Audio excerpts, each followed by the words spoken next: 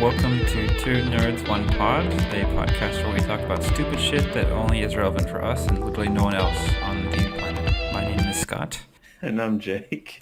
So, Jake, you had a very interesting topic for this session. Yeah, I was just thinking about injuries, and everyone sort of has a story of you're at the beach with someone and they have this massive scar or something, and then it just devolves into like a conversation of who's most injured. Right, who's the war veteran or who is the really tough badass that went through a lot and, yeah, still has a story to tell about it. Yeah. For whatever yeah. I think it's just because everyone's in their bathing suits or whatever, but it always happens at the beach.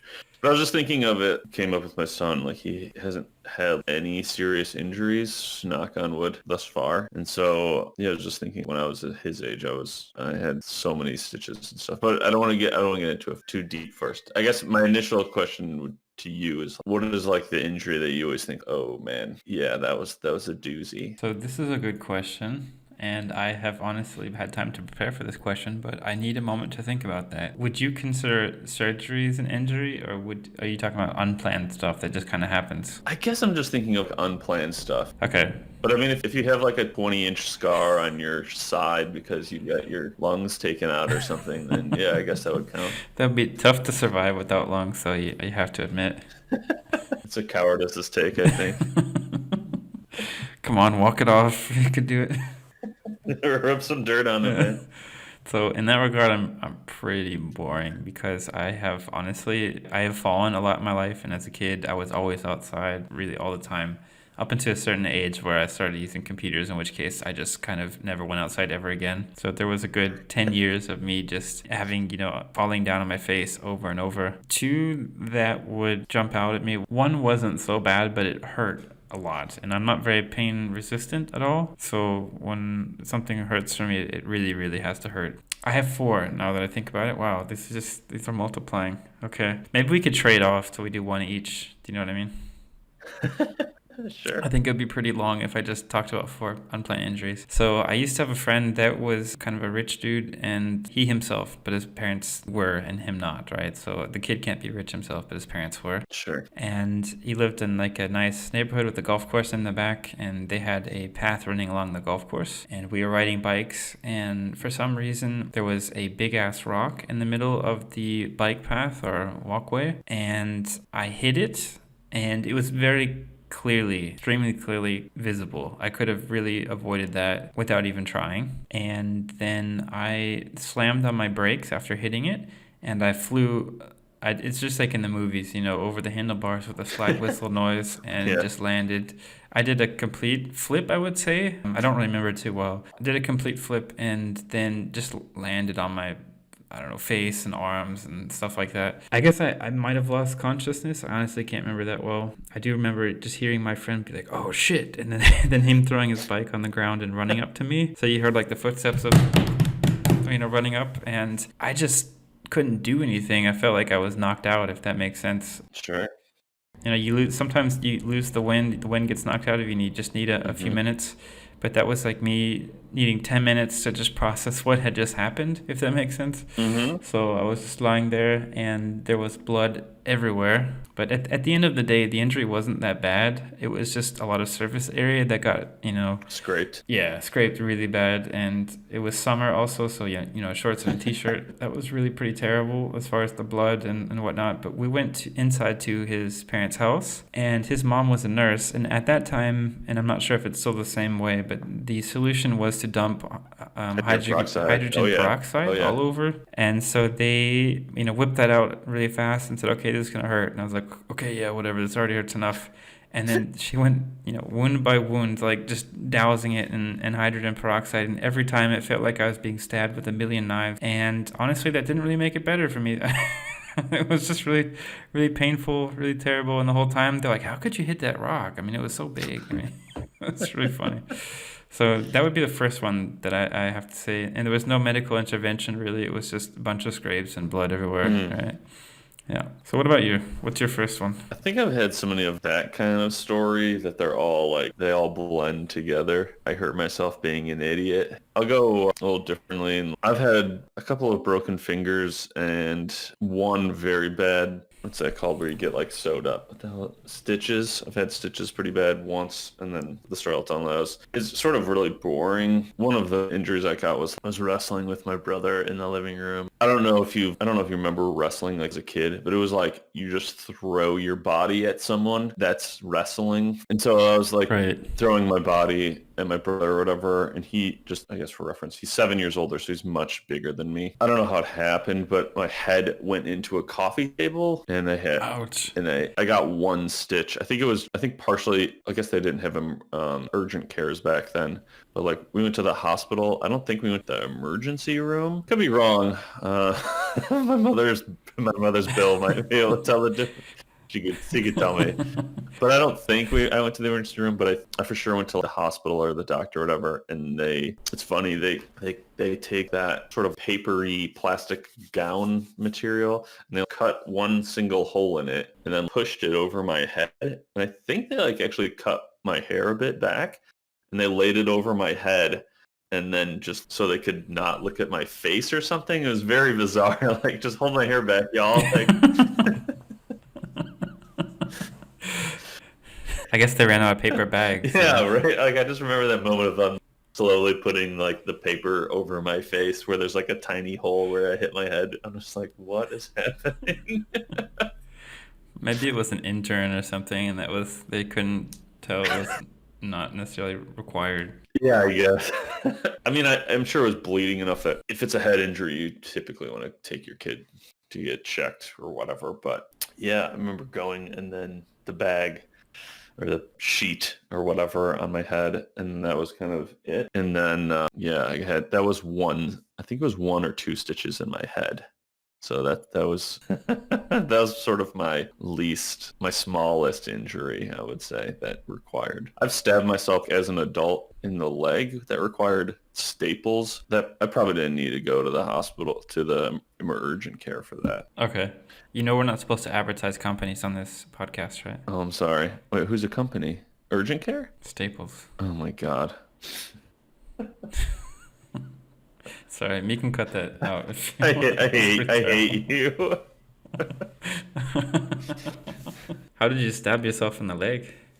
Oh God. I was having an argument with my now wife, then girlfriend, and oh my God, we bought a drawer organizer for silverware, and I was cutting it with a box cutter on my leg, and the box cutter slipped out of the plastic, and the blade was all the way extended, and so it went all the way in.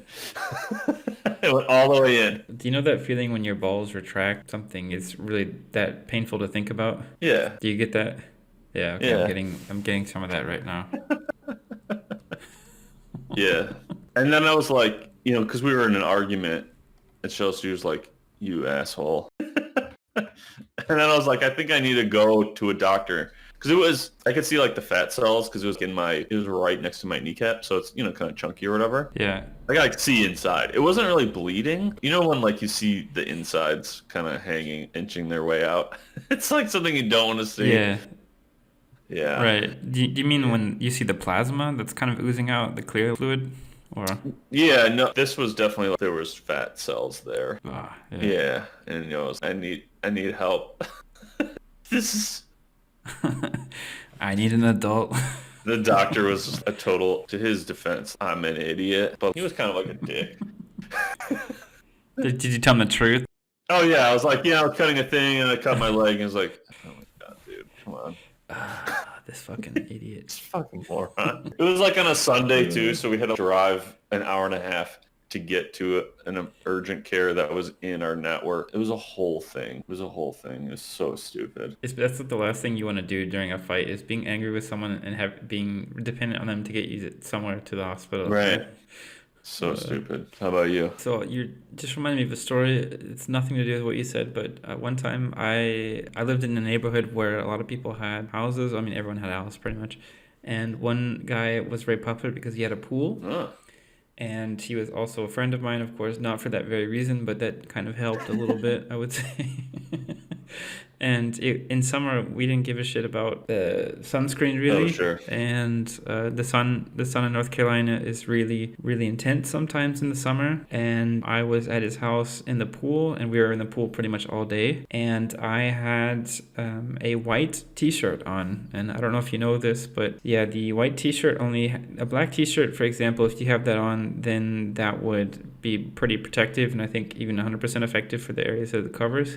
But a white T-shirt is only equivalent to 10 protection instead of the 50 or 60 that you need every hour to reapply. My back got so fucking burned that it was really disgusting. Like, if you imagine, hard to describe, imagine if you bit into a burger and kind of like the fat that oozes out afterwards. Uh-huh. That was coming out of my back Yeah. somehow. That kind of fluid, like dark brown, really thick. I don't know how your body even produces that, but it was all over my back, and it was so bad that I obviously couldn't lie down on it, right? Then I don't think we went to the hospital or anything because it was kind of, I don't think they can even do anything for you there. Really.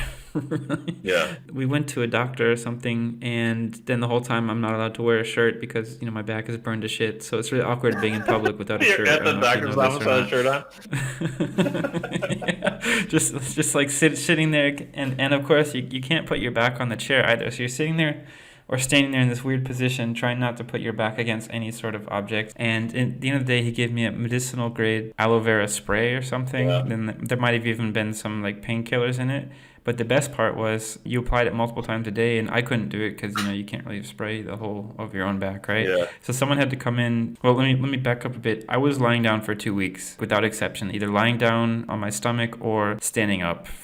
So not really able to do very much. And then my parents had to come around every few hours and then spray this stuff on my back. And every time they did, it made this sizzling noise the whole time, as if I was being, cooked alive or something. It was so fucking gross. And then after about a week, I started to peel, Ooh, yeah. and it was unreal how many flakes of skin were coming off, and the skin underneath even was bright red still. It burned through multiple layers of my back. It was insane how much this hurt and how stupid I was for wearing a white fucking t-shirt instead of doing the right thing and either using sunscreen or wearing a black shirt or something.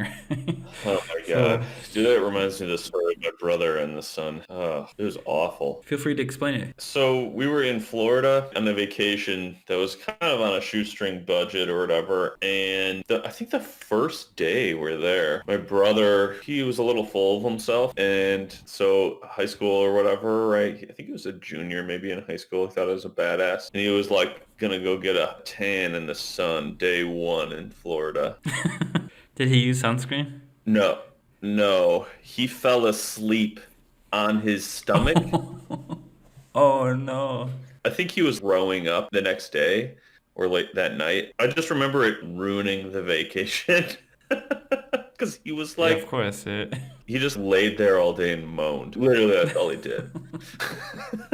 As a kid, I was just like, you fucking asshole, you ruined vacation. That sucks for him. I would feel so, I feel bad for him now, you know? Yeah, well, I think even your parents probably felt the same way of like, okay, we're doing a vacation, and then, oh shit, my kid's so stupid, he fell asleep in the sun, and now we can't do shit. Without revealing too much of my childhood pain or whatever. My parents like to promise a lot and then not deliver. And so my mom kept talking about how she wanted to go to Busch Gardens. And then my brother got this tan, and he was physically ill from how burnt he was. Years later, my mother was like, "Oh, we couldn't afford to go on there anyway. You just let his brother and sister, me and my sister, just rag on this poor guy, made him feel like shit, so he couldn't go to Busch Gardens. We would like say it to his face, "You ruined this vacation. We can't go to Busch Gardens, you dick." Years later, it turns out we couldn't afford to go there anyway. It's like, well, what the fuck? I imagine your parents at the time, or your mom doing the Mr. Burns excellent thing because they don't have to say that they couldn't afford it, So it must have been delicious drama for them to help the situation, right? It was a nice cop out for her. Exactly. What was the treatment for your brother? Did he get any help or? No. He laid there. We got aloe vera and some Neosporin. That was his treatment. I don't know. He probably should have saw a doctor. I can't imagine being. I mean, I had a bad sunburn too, but I don't remember being physically ill. That must have been really, really bad. Must have been really dehydrated. Yeah, and then your younger brother and sister are like, "You ruined this vacation, you dick. Please kill me. I want to die." A bit of trauma for the whole family there. Right? Right. How did you break your fingers, by the way? Those are more dumb stories of like, it happens often enough that I don't remember because I would dislocate them or I would break them or sprain them so much. We had a finger sprain. It's like a piece of metal with foam on it that would like hold your finger in place. Is it a We like splint or something? splint, yeah. We kept one on hand in case it happened. Just in case. Oh man, I saw a lady here in Germany one time that had something mess up with their hand. Okay, so if you hold up your right hand and you look at it, all the fingers on the left hand side were curled into a ball, right? And then there was a plaster all over the knuckles and then most of the palm of her hand. So she's walking up and she had also some sort of thing on her arm that made her arm extended a little bit. So she's walking around giving the fucking thumbs up sign the whole time. Oh, it was so great. So I don't know Poor what you woman. do to your thumb to have that injury, but it made me laugh so hard. I know I've had a cast too. I don't remember what happened there. Where'd you have the cast? Elementary school, and I think the cast was on my arm. I can't remember. I don't know if I broke it or if it was a fracture. I never had like a bone sticking out. It was always subdermal, right? It was always an injury below. Right. If I broke my bone, it would just be like cracked in the skin or whatever, which is horrible to think about. But Yeah, I think both situations are not ideal, right? Either having some subdermal, it's broken inside your arm or wherever, or subdermal where it's. Oh wait, what's the other one? What's the opposite of subdermal? it's like a protrusion or that's not right either. I don't remember what it's called. Yeah, okay, but something that goes through your skin, that's fucking horrifying just to think about having a bone going through your arm or leg. Yeah, you're never really more aware of that you're a bag of meat with sticks in it than when Sticks. when you're injured. Yeah, that's true though. You just think, oh my God, I'm in this body. This is awful. Yeah. My worst injury, how old was I? I guess I was in second grade probably. No, was I 3? Man, all these numbers run together. I think I was like 3, let's say. And yeah, 3, that sounds right. I was playing Nintendo and we had a yard sale. All of these toys and shit were out behind us. And what happened was I'm a spaz. I was a spaz when I was younger. And so whenever I died, I kept throwing myself back, right? I was sitting on a bench You're playing, right? You didn't really die every time. in the video game, yeah. Okay, yeah. Yeah. And so I would catch myself on the chair or whatever, throw myself back. I catch myself. And one time I didn't catch myself and I landed on a clock tower toy and it actually impaled me deep enough that it actually bruised my liver. Oh my God. And my mother and sister were at the laundromat at the time and my brother was the only one home. And so immediately I start screaming. And then he calls 911. 911 can't get in contact with my mother because she's at the laundromat. Why the fuck would 911 want to get in contact with your mother? They couldn't get in contact. I mean, but why? Were they sending an ambulance or did they want to confirm with her first if it was real? I think they just needed to confirm that a 7-year-old kid could call 911 and if it was a prank or whatever. And I had a pole. I got 23, I think, stitches No, in no, my no. I'm back. just saying, I want to go back to that because imagine if you were dying and someone called 911, like, yeah, we need to call your mom first to check. I mean, how fucking stupid would that be? Well, I think they wanted to let her know, right? Oh, to notify. Okay, okay, yeah, yeah. Yeah. The ambulance was coming, so the ambulance was coming either way, and they couldn't make contact with her. So Right, okay. That makes more sense to me then, yeah.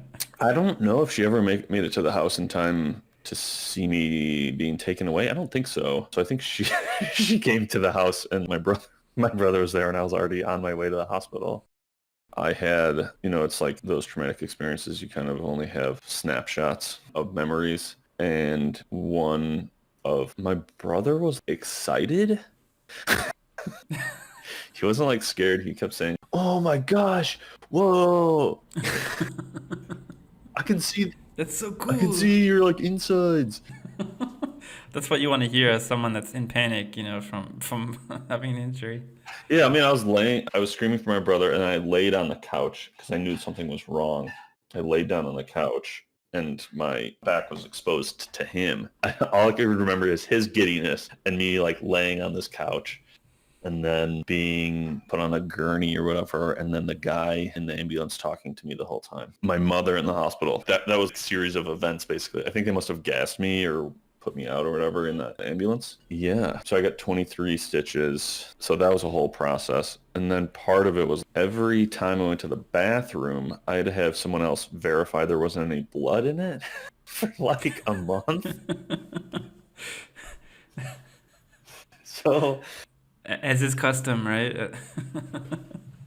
yeah, when you're 3 or 4 and you're just, okay, I'm done going potty, and they have to come check it. Yeah, that was my worst one. It was, That sounds terrible. Yeah, yeah, it was bad. I'm sure it was horrible for my mother. kind of guilt scenario going on there, right? Oh, I'm sure she felt horrible, yeah. She's gone for an hour and this happens, so it's like, Do you remember if there's a lot of blood or anything, or does that not stick in your brain as a detail? I don't remember any blood at all, honestly. Yeah, okay. Yeah. Well, even when I cut my knee, there was minimal blood, but it wasn't a bludgeon toy that Yeah. impaled me. It was a knife. I don't know. I imagine there must have been some. I don't know. I honestly don't remember.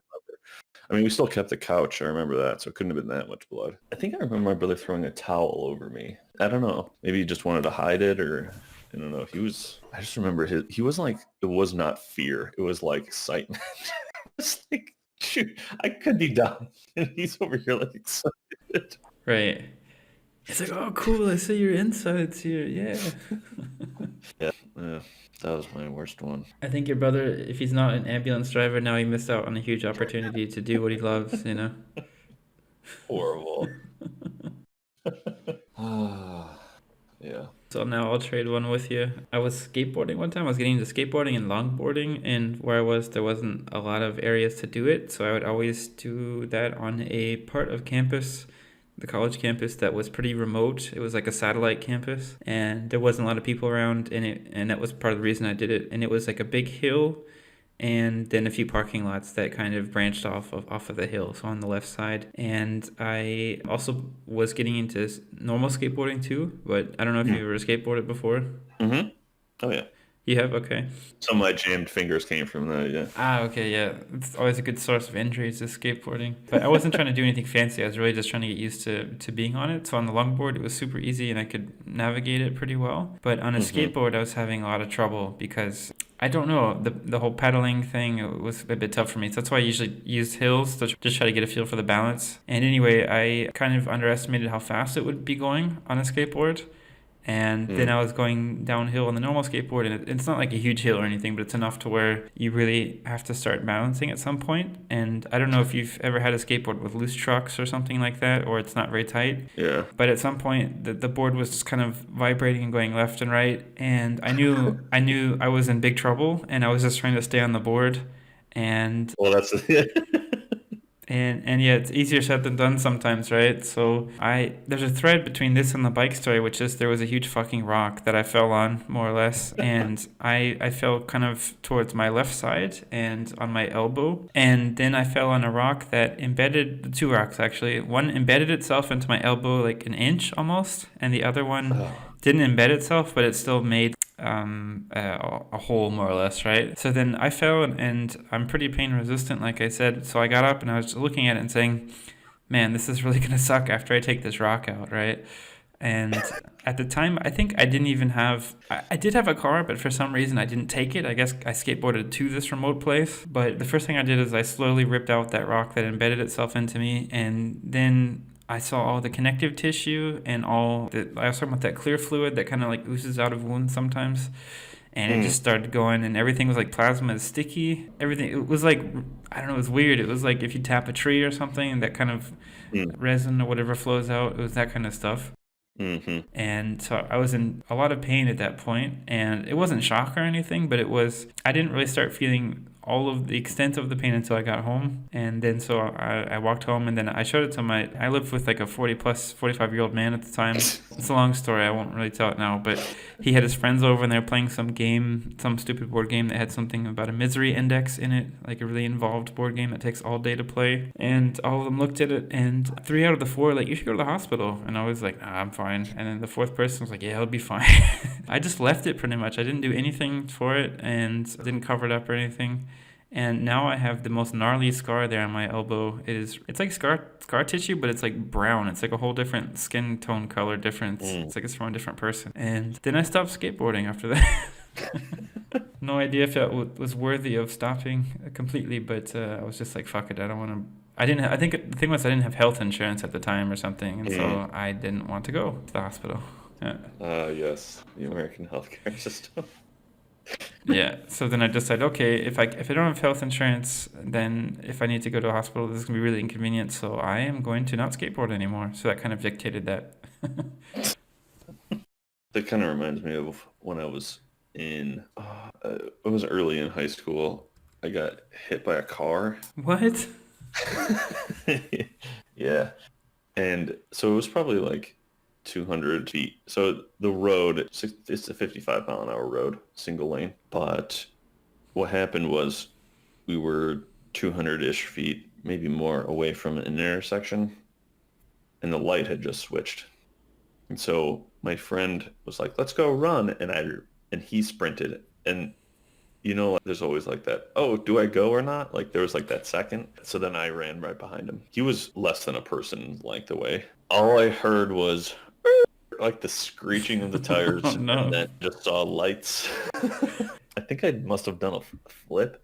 And yeah, I have some black top embedded in my elbow still. And thinking about it is so stupid. I got up and like ran away.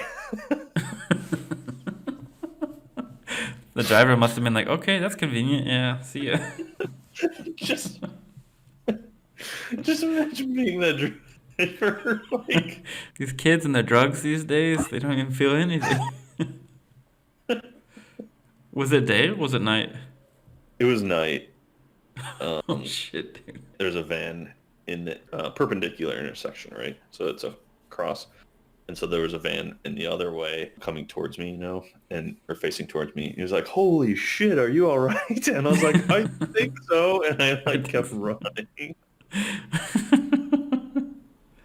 Oh man. It was intense. Well, I'm very thankful that it didn't turn out to be something worse, I should try to find the driver. It should be my I should do a podcast about trying to find the driver. Right. Do you remember this accident in, I don't know, year 1995 or something? Oh my god. What an idiot. I don't know. I feel like that's how most of my injuries is like, Jesus Christ, why am I so stupid? It's not like I was doing something dangerous. I was just being an idiot. Right. Yeah, there was an element of peer pressure there, right? If your friend's doing it, and then, yeah, you want to do it too, I guess. Yeah. Yeah.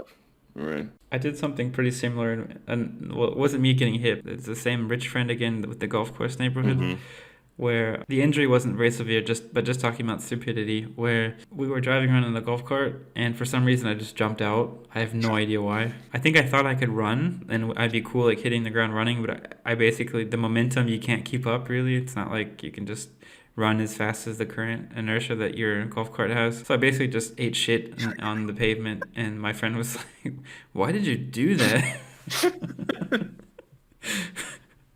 And then I had that feeling of, yeah, why did I do that? Man, what an idiot.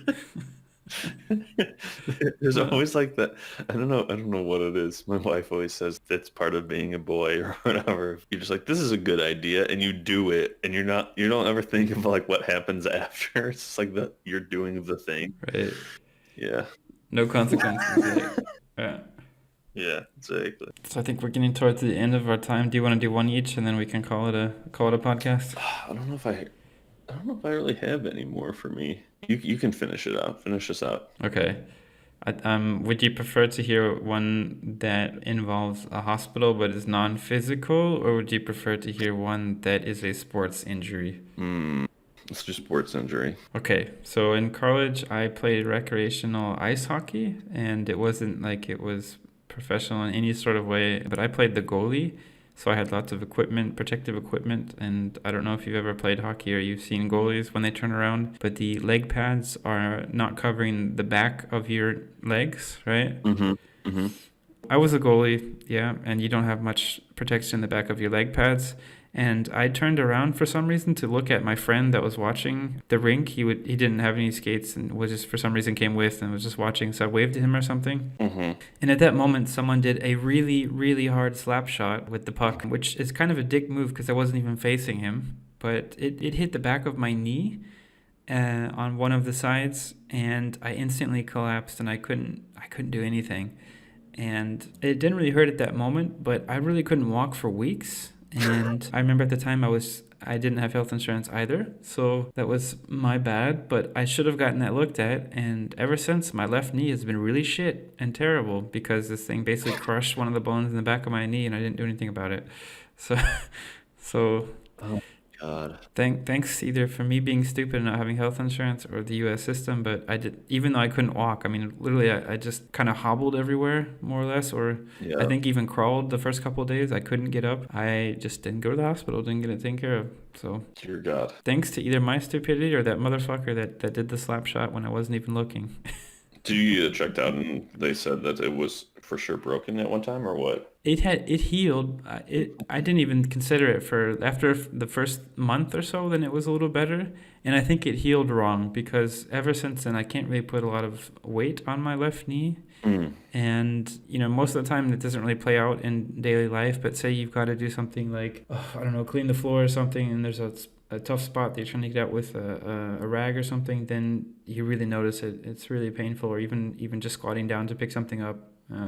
So here I made an appointment with a orthopedic guy or whatever you call him, and he said apparently it's too late and he can't really do much for it. So he said live with it basically. Whoop. They're a bit more conservative about surgeries here. So he said he would only operate if the knee starts either locking or totally giving out and not supporting weight, and it's not doing either of those yet. So Mm. yeah. Something to look forward to in your future, I guess. Yeah, if I feel this way now with 34, then I cannot imagine in 30 years how that knee is going to feel. I have to amputate my knee. Yeah, sure. Well, I hope everyone stays safe and doesn't get injured in the next, I don't know, few weeks after A listening. few weeks. Is there a cutoff there? After a few weeks, so it's fair game? Yeah, you gotta get back out there Get on the horse. or fall off the horse either way. All right, as always, thanks and sorry you had to listen to that. Deeply sorry.